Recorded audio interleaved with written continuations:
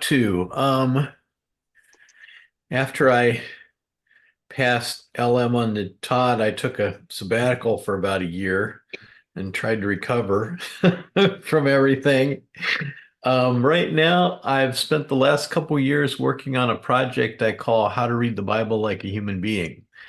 And it's taking the emotional brain stuff that we use in coaching and applying it to Bible study because most of us, myself included, learn how to study the Bible with our rational brains. What does this mean? And well, what am I supposed to believe and how am I supposed to behave? Those are the two big questions that we tend to bring to scripture. So what we don't do is visualize the scene and think about how the characters felt. And like I've just been working on the demoniac at Kersey. So right as they get out of the boat, this crazy man comes up. So envision yourself, you've just had a near-death experience on the lake. The storm came up, your boat is being swamped, you think you're going to die. Jesus saves you. Less than an hour later, you get to shore, and this naked, screaming lunatic with cuts all over his body meets you at the boat. You're already traumatized. I think the disciples were like, we're staying on the boat. Jesus, you can get off. I ain't getting near this guy. I've had enough for one day. So we tend to not think about things like that when we read the Bible, and the emotional part of it really brings it alive. So I've been doing all kinds of research. I've built 2 bookcases for the books I've read for this project. We spent 3 months in Israel. So that should be released in a few months. There's a book and there's a Bible study curriculum that goes with it. So that's what I've been up to. That's good. Tell you what I'm going to do. I'm going to add. Go ahead. Yeah. So let's, I think we have, as people will continue to come in, but a lot we want to do today. So I'll go ahead and kind of formally kick things off in terms of what we want to cover today. And just a little bit of background on the topic. We've been at MetaFormation, we've been developing encounter coaches and things, and noticed that quite often we have people that want to coach, but they struggle in getting clients. And how do I get clients? How do I build a coaching ministry or a coaching business and to continue to grow and develop that? And so we've been kind of wrestling with that question, and we're piloting a class on business building. And as part of that, one of the things that we've discovered is that, a good way to lean into a coaching ministry is to really understand, who am I? How has God formed me? And because that's what you bring into coaching. You bring who you are through your life experiences and through your training, and to bring that in an authentic way so that you can help people grow and connect with Jesus more intimately, and to be the person that, that God's designed them to be. So we've been, wrestling with that question a bit. We challenged all of our students to develop something called a personal value offer, where they look at their story and that. And then coupled with that, we're also piloting another course called Module 3, Lead, which is how to coach leaders. And one of the core texts that we use for that book, I was teasing Tony a little bit. I said, have you ever heard of this book called Christian Life Coaching Handbook? It's by Tony. And it's been sitting on my shelf for years. This is like true confession. I have not read the book. But we're using it in our Module 3 class. And so we're, digging into it. And it's like, so I read the first 3 chapters. It's like, dang, this is a really good book. I've got trained as a life coach. And then I met Tony back in 2017 or 17 to learn about encounter coaching. I've been immersed in encounter coaching and lost sight of these tools. And so I'm getting reacquainted with these, and Tony's going to demonstrate one of the tools from this book, but it's a little plug for a book that's been around a long time, but it is super, super rich in the tools and approaches for life coach. I'll call it core life coaching, help people, really discover who they are and to lean into what God's doing in their life. And it's a great complement to what we do with encounter coaching, in my opinion. But with that, we're inviting Tony to do a coaching demonstration today. A young lady named Alina Steele is volunteered to be a client to help her. But I'm going to hand it off to you, Tony, kind of share a little bit about what's going to happen today, what to look for in the demonstration. We want to allow time to do the demonstration and also have some Q&A as well for you all. And then at the very end, we'll save maybe the last 5 minutes or so just to share a few things of kind of what's going on, but mostly want to dedicate it to this demo. So Okay. with that, hand it to you, Tony. Okay. So if I'm going to coach someone on this, most people don't know what life messages are. And if they think they know, they're defining it probably different than I am. So I usually give them a little explanation. One of the easiest ways to talk about this is to go to David. David has a being call and a doing call, and they're both expressed in one verse. I've made him prince over the people of Israel because he's a man after my own heart. So what David was called to do was be king of Israel. That was his role. What he was called to be is the man after God's own heart. So David exemplifies that pursuit of God in everything. It's his whole life taught him that. Every circumstance he went through, that's the big lesson. And so when you read David, when you read the Psalms, that's the thing you get, that passionate pursuit of God. So another good example is Joseph. Joseph's call was to go to Egypt and be the second in command of Pharaoh's kingdom. That was his role, his doing call. His being call is expressed when dad dies and his brothers think now he's going to kill him. And Joseph says to him, no, you don't get it. You meant it for evil, when you sold me into slavery, but God meant it for good. So that's Joseph's life message, that God doesn't stop all suffering, but he's always working to redeem it. And that's what we get when we read Joseph's story. It's basically the Romans 8:28 principle, all things work together for good. So anyway, those are what life messages are. One other thing about your life message, it's not part of your natural makeup. It's always learned. So life message is an incarnation. It's a part of Jesus you have inside you that you got by meeting him in something.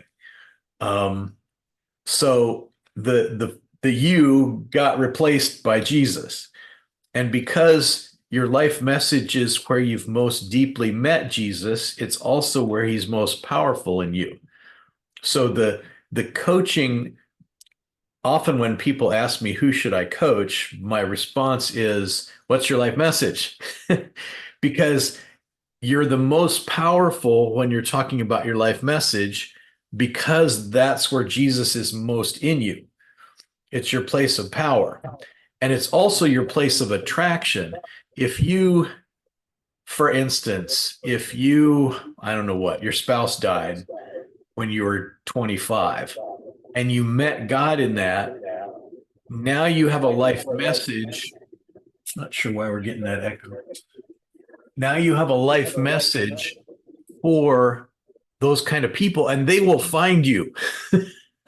You'll run into them somehow, and you'll notice them. And so in terms of getting clients, there's this natural attractiveness because it's like, oh, there's something about this person that is what I need. So you can leverage that in your coaching practice. So I'm going to try to coach Alina to identify a life message.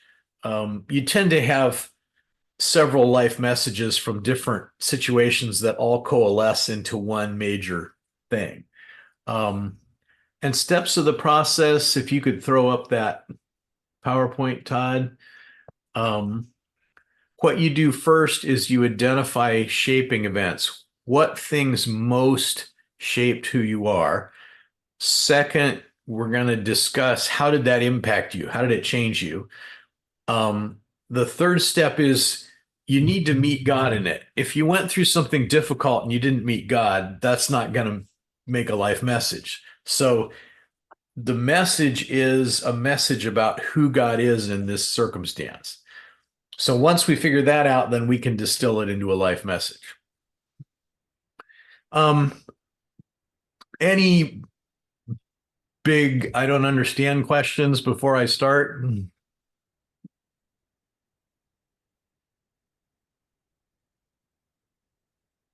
Everything's perfect. You have full knowledge.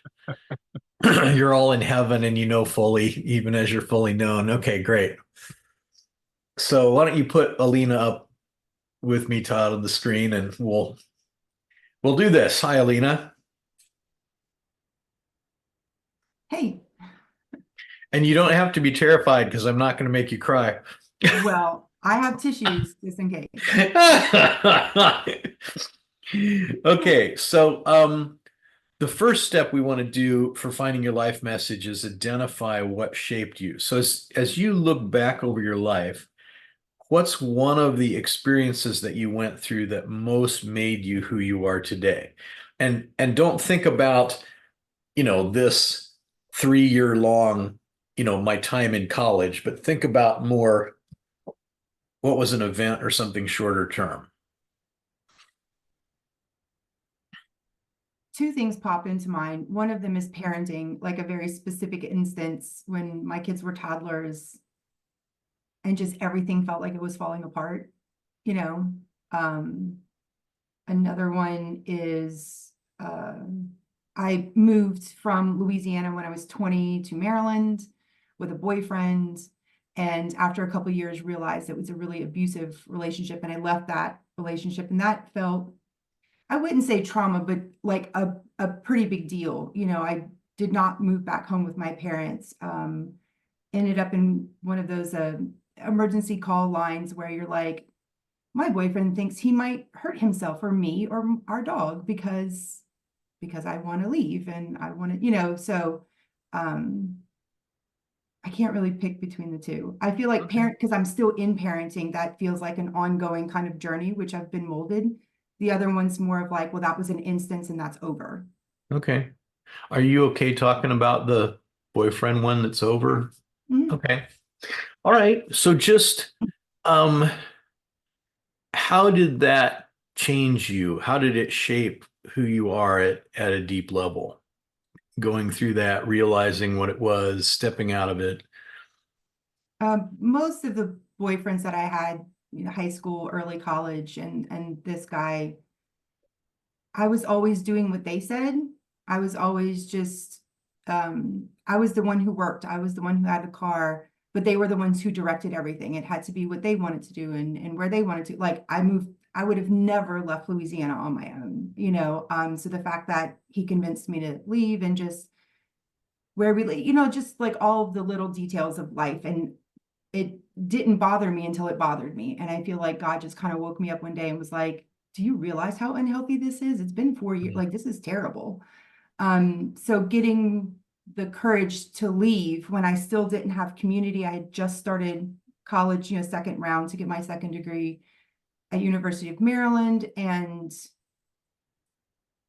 even though he would say in that counseling session, well, I didn't really mean that it was going to hurt you. I was like, well, I was scared, I feel like your words were truth in the moment. Like I was kind of terrified. And then, I took everything back to soothe him and make sure. And then the next day I went to class and I was like, I can't go back to this house and I don't know what to do. So, other kids in my class came around and supported me. Teachers I So didn't know. come back a little bit from the details of the story. Yeah. How did this change who you are? How are you are you a different Right. person, a year or 3 years after that versus before it? I stopped dating those kinds of people. I started having my own opinion. I started standing up for myself and saying, I don't deserve those kinds of people in my life. I can pick people on purpose that care about me, and actually put me first instead of themselves first. So like it completely shifted not just the people I was dating, but even the friends that I had and the professional relationships in work. Like who I'm going to spend my time with makes a difference. And whereas prior to that, I just didn't even choose who I spent time with. It just happened. Okay.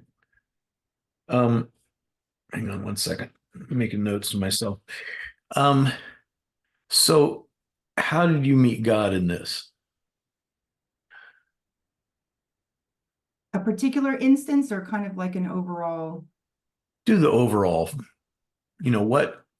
I can look back and see how he was there, even though I didn't know that he was there. And that's happened through encounter coaching and just maturity, I think, too, and realizing that he was with me every step of that way. So through encounter coaching, been able to see where was Jesus in that moment, how he guided other people in my life, and just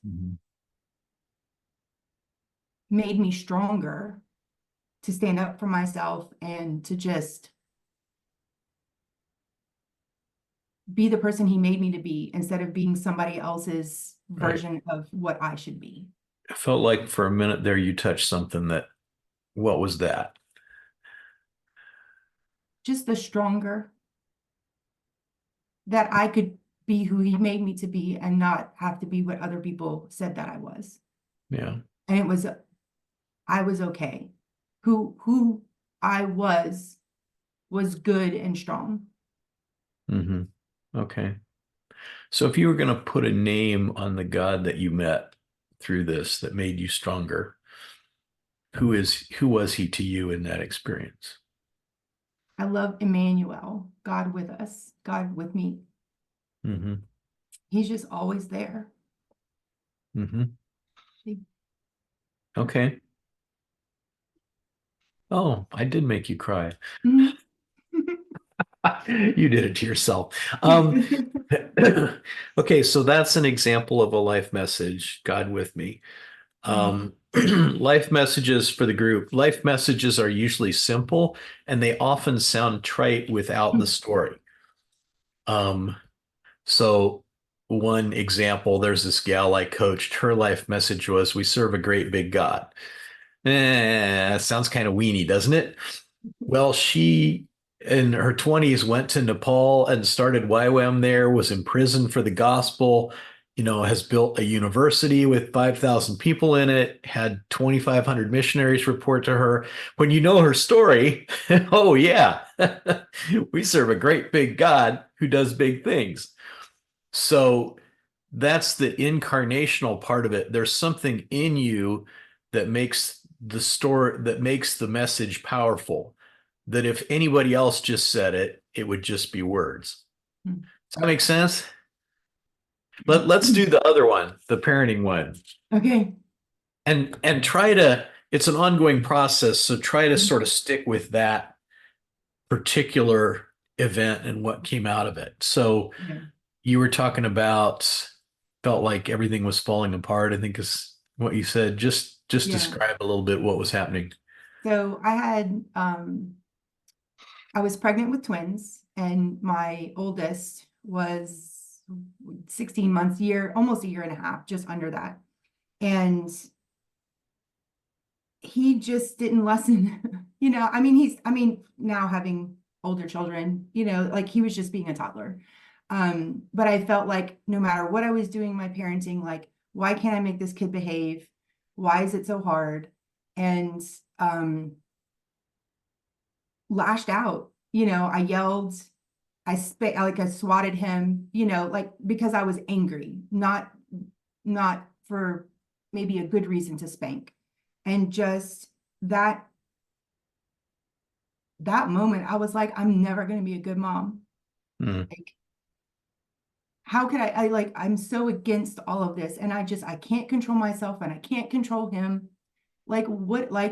In my mind, I picture slapping someone across the face and having them fall on the floor, and just that's how it felt on the inside. Like, how could I do that to my child that I love so much?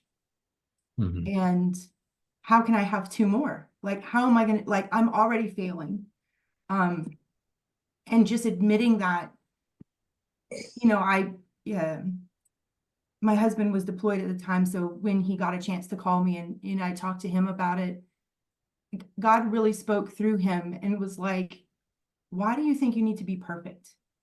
Why you messed up? There's not permanent damage, and then also talking to, other wise older women in church and just going like, yes, you should, like, yes, what you did was wrong. Yes, we need to work on that, but you're not terrible.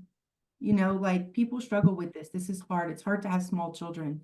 And there was just so much love and redemption. Like, Jesus can save you. You can be a good parent, and you can't do it alone. And that's when, those wiser women just really helping me step into how to manage your emotions and, Mhm.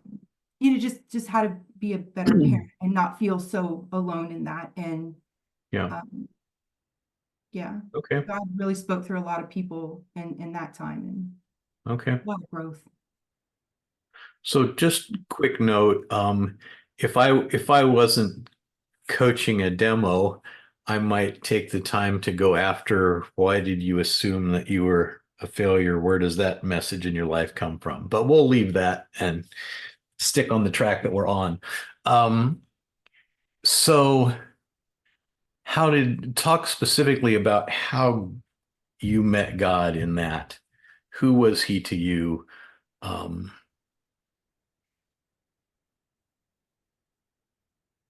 It's hard not to just talk about the desire. I didn't know it then, but just that goodness, mhm, that he saw me in my flaws. He saw everything about me and still loved me and still thought that I was good.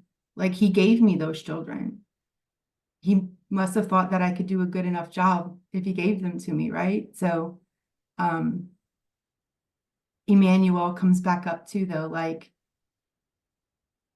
it's so fantastic to have the encounter coaching to actually more physically feel the presence of the Lord, even though I didn't feel it back then. It's very obvious that it was there. Where else would peace and comfort from that come in? Because encouragement from other people's words can still be very empty if the spirit's not in it, or if God's not there and you're not ready to receive. So I think when I think back to the things that people spoke, I'm like, that's God speaking through them, which is why it touches you, which is why you have all of the wonderful things that comes with that. So God with me, but through others, I think is the best way that I could say that. okay. So this is kind of a good example of that convergence of your life messages tend to come together.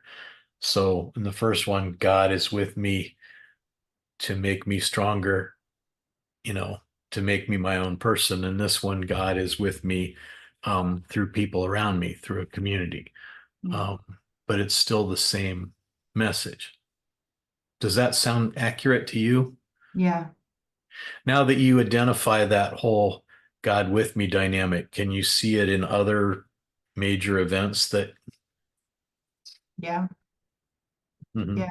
I mean, you just don't feel alone anymore, and every time, even if I get in places of loneliness, because obviously we have emotions and circumstances that we don't expect and things like that, but it having the experiences and the faith building that comes with those experiences to be able to get back in touch with God and Jesus closer to real time mhm, than having to, do coaching where you're like, let's talk about 10 years ago, this thing, like it's more of a day to day. How is God with me in this? I'm struggling, with this. mhm. Okay. So, note for the group, there are two ways to identify life messages. You can start with the past, the shaping events, and where was God in them. The other thing you can do is start with the present, because there's qualities of a life message that play out in life. For instance, life messages tend to be your soapbox issues. You're always talking about them. So my life message is there's nothing that can happen to you that God won't make something beautiful out of, meeting God in suffering. So if you're around me for any length of time, we'll end up talking about suffering, which you can probably grasp from the materials. Um, Another quality is it's your place of power. So people are impacted deeply by you in this area. The third one that I talked about is drawing, that people are drawn to you in this area and you're drawn to them. So I would tend to guess that you tune into lonely people who are outside the community and maybe don't know who they are or that they're strong enough to choose. Um, and the fourth one is qualification, that your experience qualifies you to help people in that area, and other people can sense that qualification. This person isn't just going to give me trite answers. There's something real about what they're saying. So talk a little bit about the soapbox issue thing, Alina. How do you, this whole thing about being strong, being my own person, God being with me in that, is that something you find yourself talking about a lot? I think the way that it plays out is it going to Bible study, or I'm around a lot stay-at-home moms who have children. We go to Bible study, we do life together. And I think most of the people I end up getting cornered by are women who haven't really connected yet, not really sure if they're valued. I don't know what part I could possibly play. And I'm like, how can you not know you're valued? Like, did you see this thing you did the other day? This is fantastic. Like, so it's Uh-huh. mostly buildings. It always shocks me when people don't realize how valuable they are and how So, they so let me don't. just stop you for a second. So you become the person God was to you, Yeah. and now you're being God to them, Mm, yeah. It's which is, all so obviously now that you put it together, but having people just realize their value. I Mhm. think that's not necessarily the same language that we came up with, but that's what it feels like. You're so good, you're so wonderful. Like, yes, we want you here, and look how great you are. And people argue with you. No, but you don't know how bad I am. But you don't know what I've done, or here, let me tell you what I've done. I'm like, you can't argue with me. Like, you're fantastic, like flaws and all. So Mm. yeah. Okay. So that's a good example too of the whole drawing thing, and Hmm. you see them and they see you, and yeah. Yeah. And you, it seems like you feel qualified to speak to their heart in that area. Um, Yeah. that you're bold and confident, and their objections don't dissuade you from what you Right. know. Right. It's so obvious what God sees in them, like when you're just kind of like that third party and you're looking at them and they can't see it in themselves. And I can identify with that. So Mhm. yeah. Yeah, that's beautiful.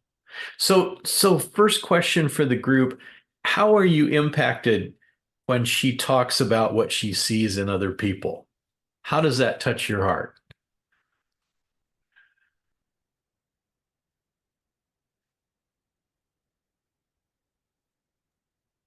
Just give me a visceral reaction. Well, I see how her experience makes it possible for me to look at a similar, but not identical, but similar experience where you go, holy smoke, man, you, God's taking your life experience and making it something that can be redemptive for so many people. So it's, for me, creating a lot of hope out of the brokenness that I've seen that, looks more like the trash heap. It's like, oh my God, this was so much pain. And it's like, holy moly, you can use this to change people's lives. Amazing. Mhm. I'll read a few of the comments. Strong emotion, we need more of that.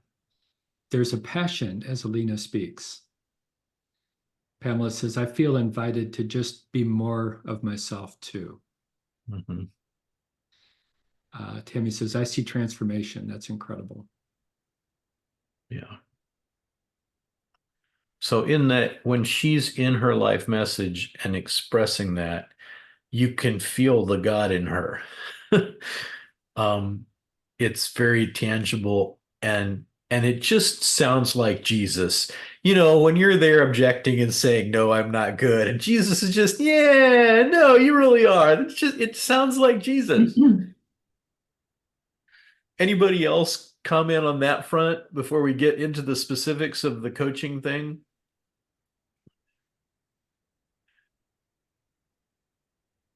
It just feels natural. It naturally flows out of Lena.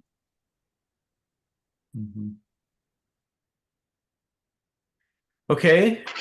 So what you may have had questions you jotted down as we went. What general questions or observations do you have about the process, the coaching process? And Todd, maybe you can put us back to where we can see everybody.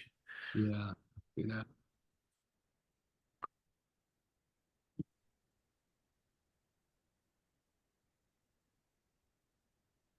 Yeah, leave Kirsty, maybe see her hand going up. You're muted. Yes, yeah. I was just wondering if you could repeat, like you said, it was different ways to identify, and if you could just repeat that. So because you showed one of them really clear, but how was the others? Yeah. So that first way is mining their past shaping events. The other way is looking at your behavior in the present and looking for the symptoms of a life message. And the symptoms are soapbox issues. I'm always talking about this. Every conversation somehow makes its way back to this. The second one is it's your place of power. And you saw that. You have that kind of impact when you talk about this. Your words aren't trite. You know what you're talking about. You've been there. The third one is the qualification thing. You feel qualified to speak to people in this place. And they recognize that in you, which leads to the fourth one, which is drawing, that you're naturally drawn to these people and see them, and they're naturally drawn to you. So if a new person comes into the Bible study Alina's in and they feel unvalued and alone and whatever, I would give pretty good odds that when you're mingling at the end that those two would end up talking. Thank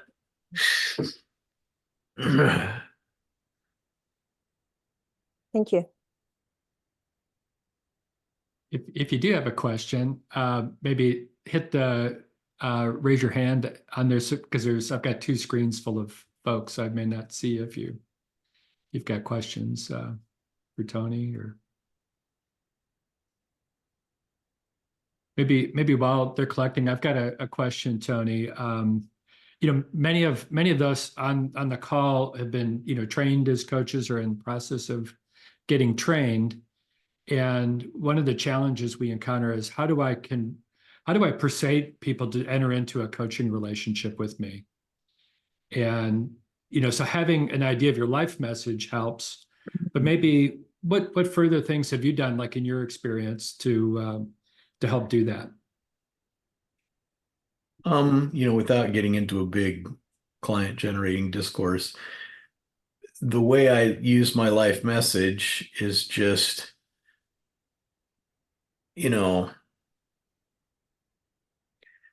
I got to the place where I had to sort people because I have a higher profile. But I would tend to say, hey, if you want to build your business or, clean out your garage or something, there's better coaches for you than me.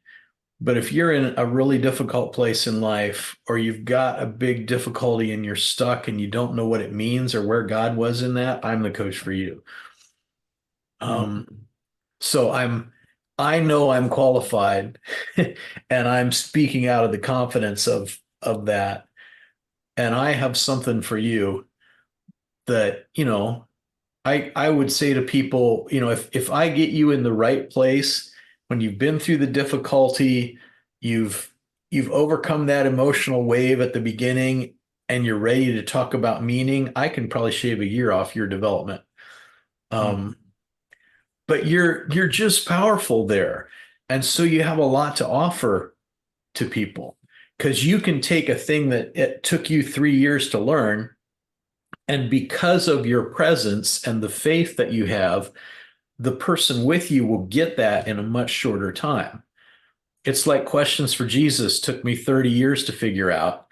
Um, I can take a client and get them doing it in 10 minutes. So that's some of the power that you have. And being in that powerful place gives you confidence. And that confidence and sense of being qualified is one of the big things that draws people to you and makes them want you to be their coach, because they think you can do something for them. Mhm. Oh, that's good. And if somebody's suffering, and they're like, is this the right person? I can say, well, I loaned my life savings to my key mentor and he didn't give it back. I got kicked out of a church once. My house burned down and I lost everything. We have a rich well of experiences that we can draw from here. In other words, my life is like yours. That's an important thing for people. Yeah, that's good. I see Betty's hand up. Go ahead. Yeah, thank you so much. I've taken, quite a few courses from Tony, and I use, the methodology of getting people to look back in their life and do the lifeline exercise and, go through the purpose. For me, at the intersection of using my own experience with God, what he has taught me, and also doing a PhD, that's focusing on how leaders should use wisdom in the marketplace. I feel that I'm called to speak to leaders in the marketplace, and how I frame some of these issues, I guess, as you know, needs to be sensitive to the context. So I guess my specific question is, when you talk about qualification, I have come to a place where I can combine what God has taught me and what I'm reading with my research, although of course the research doesn't necessarily point directly to how we as believers and as kingdom people refer to those terminologies. What are your thoughts around that? Can you formulate that as a question? Yeah, how do I use my experience with God and my research on leadership wisdom to address marketplace leaders in a way that can leave them hungry for the Spirit, even if I don't explicitly go there? Well, after watching this demo, what in your biggest shaping experiences of your life, who's the God you met? I didn't watch the demo, sorry. Oh, okay. Yeah. I came in late, but Okay. the God I met, the God of the Bible. I mean, Okay. I don't know if yeah. Well, tell you what, go back and watch the recording. I'm assuming you're recording this. Yeah, for sure. Yeah, And Yeah. the place of combination is Mm-hmm. there's a God that I've met in my life. Mm-hmm. And that particular message of who he is powerful in me. So I want to find the people in the business realm that need that thing.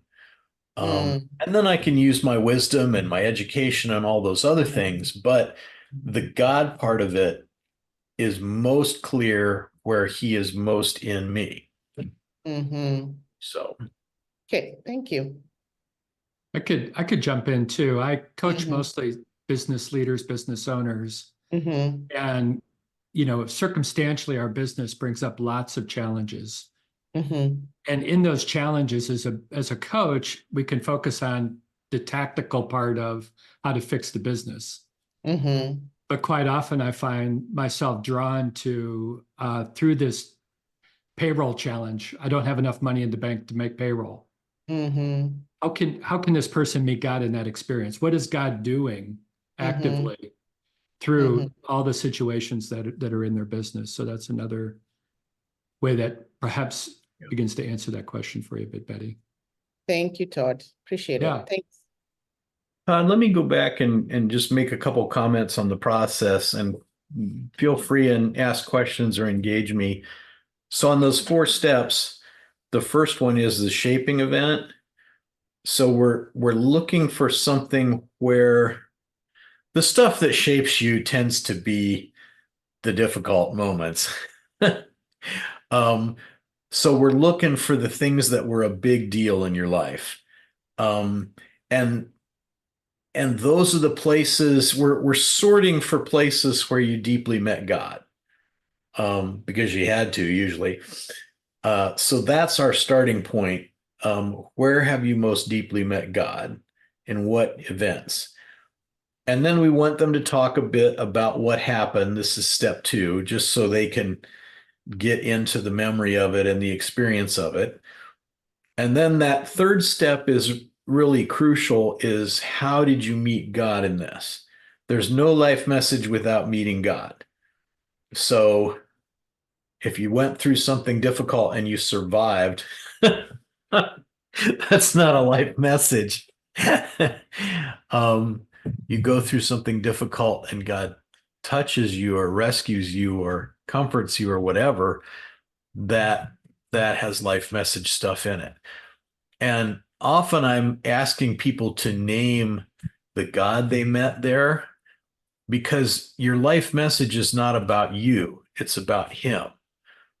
So it's not like, for Alina, it's not I am stronger than I thought. It's God is with me. He's Emmanuel. I'm not alone because he is there. So a life message is always about God, not you. And then it can be really useful. I didn't do this with Alina, but to codify it into a phrase.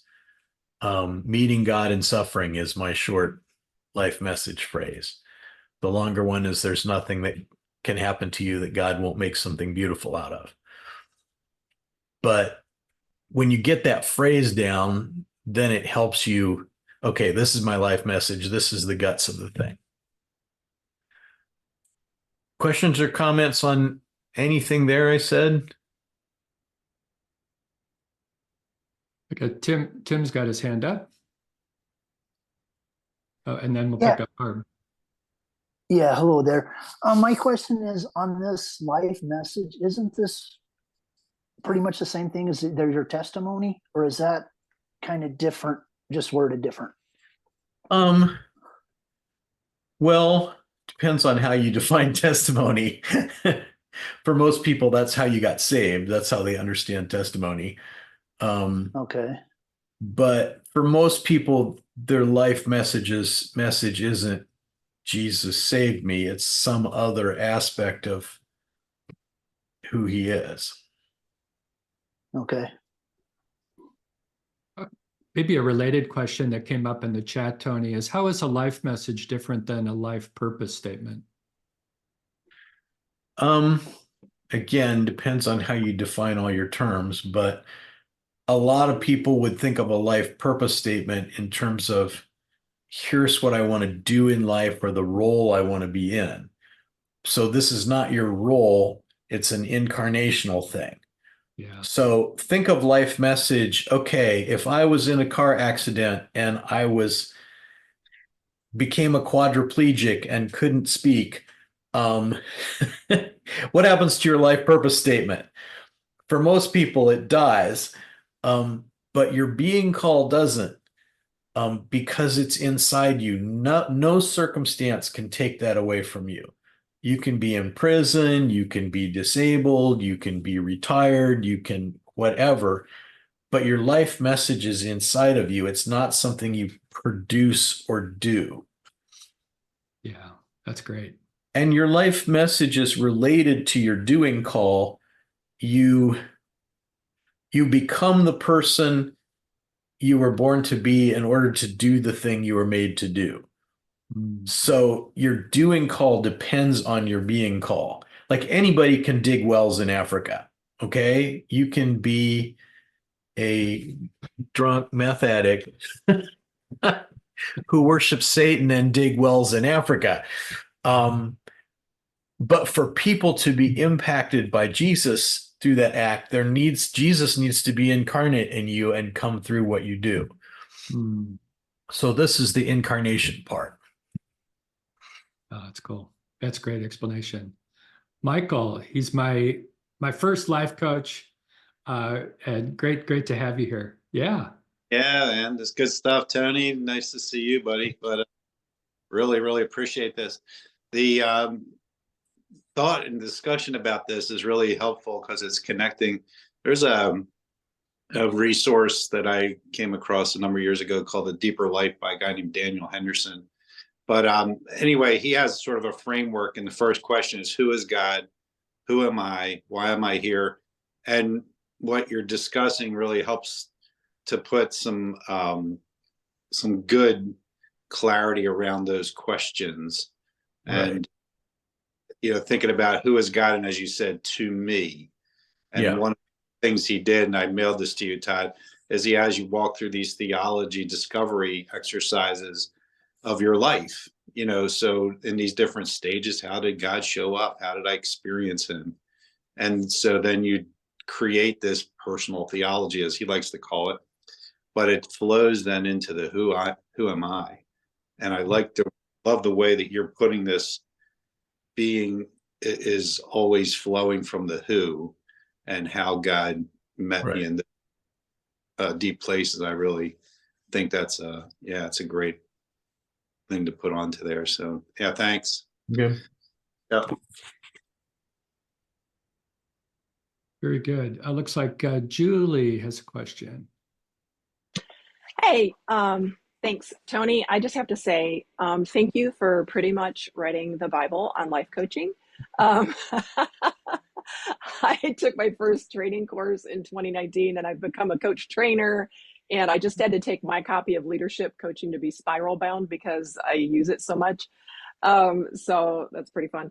Little plug for your Calling Discovery workshop, Leader's Life Purpose.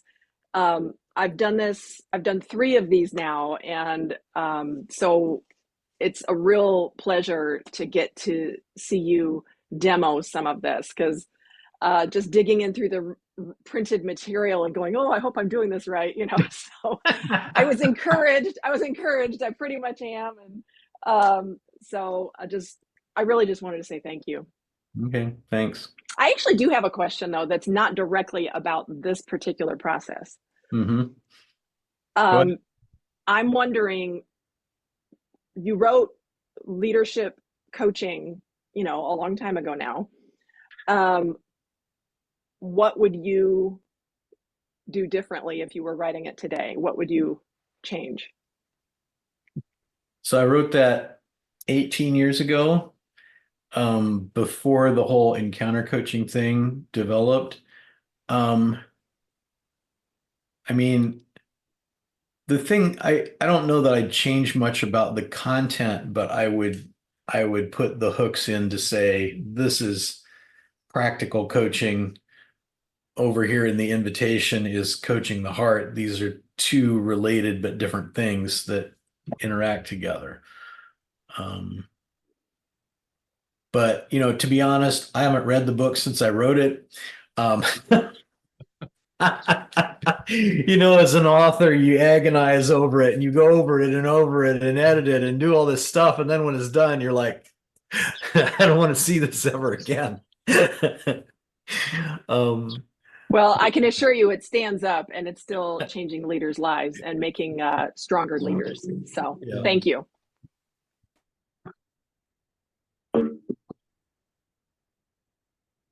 That's good. We've got probably time for 1 or 2 more questions. I know Tony's got to leave at about 7 minutes to the hour. Yeah.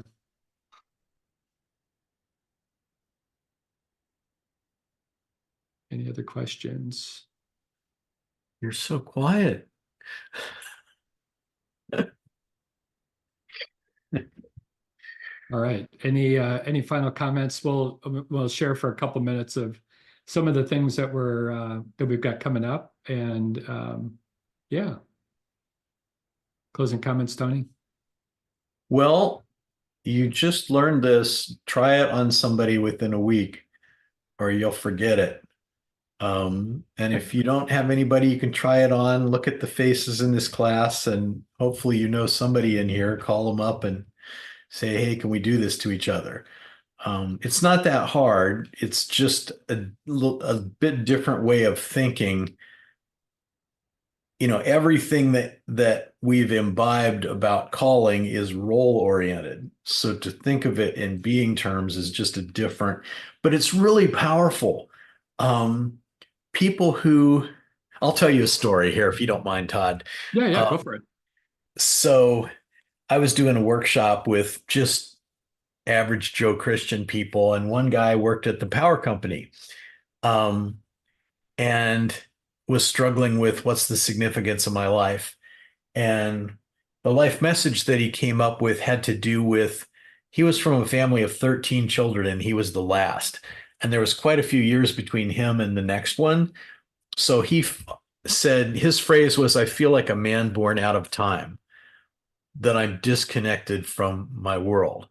And the way God met him was teaching him who he was and how to live as a person who just didn't feel like life fit together.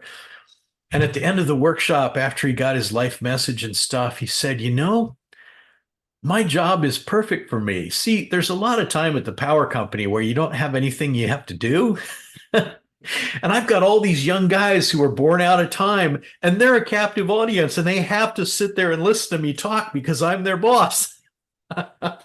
And he came out of that with a going from, oh, I've got this job that I just do. Maybe I can figure out how to serve God in my time off, to this job is perfect for my life message, and I have a captive audience, and I'm going to take advantage of it. So, all right, I got to go. All right. Thank you, Tony. Thank you. And yeah, so what we want to do just in our final couple of minutes here is just share a little bit of some of the things that we've got coming up. And let's see, let me just share a screen here. Jason is going to be leading Encounter Coach Revive. Maybe share with us a little bit about that. Yeah, super excited about this. So as I said, we're going to meet Thursdays. It's not tomorrow, but the next week. And this is for anyone that you've taken some workshops in the past. Maybe you haven't been practicing them. Maybe you're feeling a little bit stale. But this is Encounter Coach Revive. So we're going to go through all the main tools of encounter coaching, drawing down to belief, to desire, emotional memory, 7 frames, 3 beliefs, all those major tools. You're going to see them demonstrated. And then we're going to debrief that together. And then you'll get a chance to practice. So get you going again in these tools. And the best thing, the most impactful thing, I think, is that you're also going to get to receive feedback from either myself or if Todd joins us or Etienne joins us, but one of our trainers is going to be able to give you feedback. So really excited about that. Highly encourage anyone. If you've kind of been on the sidelines a little bit, or you just want some more practice, this is going to be a great opportunity for you. The next thing, by the way, I actually want to take a second. Thank you, Alina, for just being so vulnerable. Thank you. Yeah, and volunteering for this. I think people were deeply impacted. And the reaction that I had, Tony was asking for that visceral reaction. Talk to Alina. I struggle with that kind of stuff sometimes. I'd like to see myself from heaven's perspective. Yeah, and that's the cool thing, is it draws those people. So anyway, just a little time out there to say thank you, Alina. That was really powerful. And then second thing I want to talk to you guys about is we are planning a retreat. So September 11th through the 14th in Colorado Springs, which is where I live. It is gorgeous here. Pikes Peak, 14,000 foot mountain. We're going to be in the mountain, and it's going to be amazing. So you're going to have time with other encounter coaches, just a fellowship, and people that speak the same language. And I don't mean English or Spanish or something. I mean encounter coach language. We'll have coaching times. The entire MetaFormation leadership team is going to be there. Tony, myself, Etienne, Todd. And he's going to get to share more about, what he's up to, what he's developing, what you can be a part of. And so anyway, just super excited about that. We're going to have some time for fun, some time for fellowship, some time for training. So it's really going to be amazing. So be on the lookout for that. We're already starting to send out a few emails. So yeah, just be on the lookout. You'll be seeing some more stuff about that.